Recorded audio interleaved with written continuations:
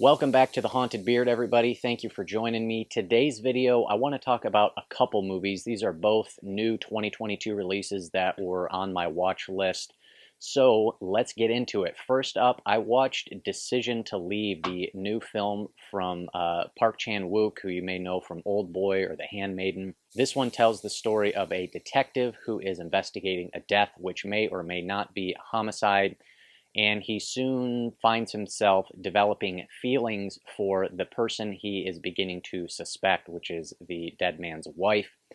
And this is just an all-around pretty solid movie. And it really kind of combines a handful of different genres. You've got sort of a crime, mystery, thriller, but also some romantic drama mixed in there as well.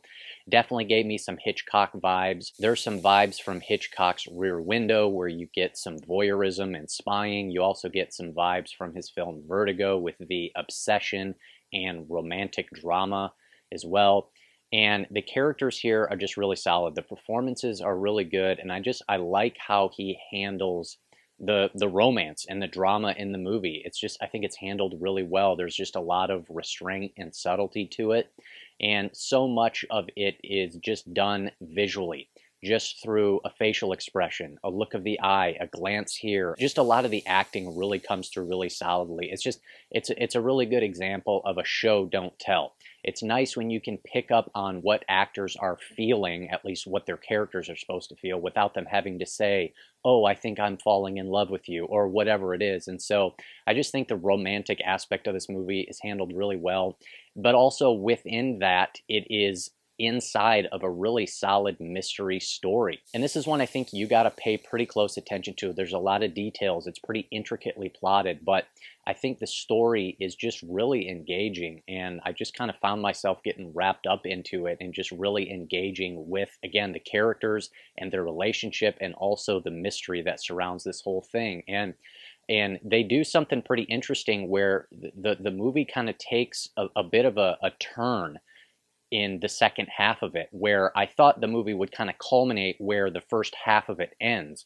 And so there's almost kind of this whole separate story almost in the second half of this thing that I just found really unexpected and surprising, but I still found it engaging all throughout. There's also some really solid and memorable editing here, just with scene transitions, and he does some interesting things where he'll kind of cut back and forth between scenes, but he'll put a character in a scene only through kind of their fantasy of it and how they're visualizing it. And he'll do that with the main detective as he's sort of picturing himself in a certain location talking to the woman, even though he's not actually there. And so there's just kind of some cool editing choices here as well. So overall, Decision to Leave is a pretty solid movie that I quite enjoyed. I also think the ending is pretty memorable as well. So Decision to Leave for me, I'm going to give an 8 out of 10. Next, I watched The Apology, which is a brand new film that Shudder just released. And this tells the story of a mother who is still recovering 20 years later from the disappearance of her daughter.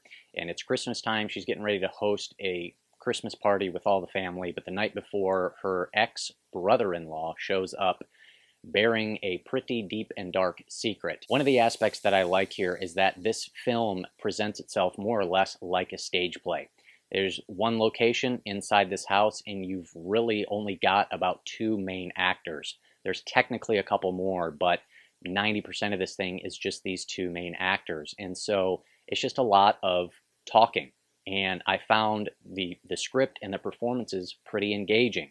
Now, I will say, based on just reading the simple synopsis, you're kind of able to sort of figure out where this is going to go. And ultimately, it leads to a reveal. But that reveal happens only about half an hour into the movie. And so I think they do a good job of kind of giving you that reveal earlier on, sort of building a little bit of suspense and tension and giving you that reveal. And then you're kind of just on the ride to see how the rest of this thing plays out. This one is more of a minor effort, but it is a directorial debut from the director, Alison Locke, who also served as the screenwriter. I think she's got some talent and some promise. I'm definitely curious to see what she does next. I think she's able to direct 2 pretty solid performances and write a pretty compelling and interesting screenplay on her first go-around. I think she does a pretty good job of pacing the film well and sort of turning it into a bit of this sort of cat and mouse type deal, also adding I think, some kind of surprises and unexpected moments, and there's just some good tension there. There's just some good conversational dialogue, and just some kind of intense moments as well. I also thought the ending was pretty good as well. Overall, I thought this was pretty effective, and again, I just found myself getting engaged into this type of story that I am generally attracted to, with just sort of this stage play-like presentation where you just have these two people talking, but they're talking about some really intense stuff. And so I thought it was a pretty good film overall. I would give The Apology a 7 out of 10. So those are just some thoughts on a couple movies here. Thank you once again for joining me. Hit me up down in the comments below, though. If you've seen either of these movies, let me know your thoughts. I would love to hear from you. Also, if you liked this video and you like content like this, please consider hitting that subscribe button. This is what I do on The Haunted Beard. It is all horror and thriller movie content coming at you. So click that button. I greatly appreciate it. And I'll see you next time on The Haunted Beard.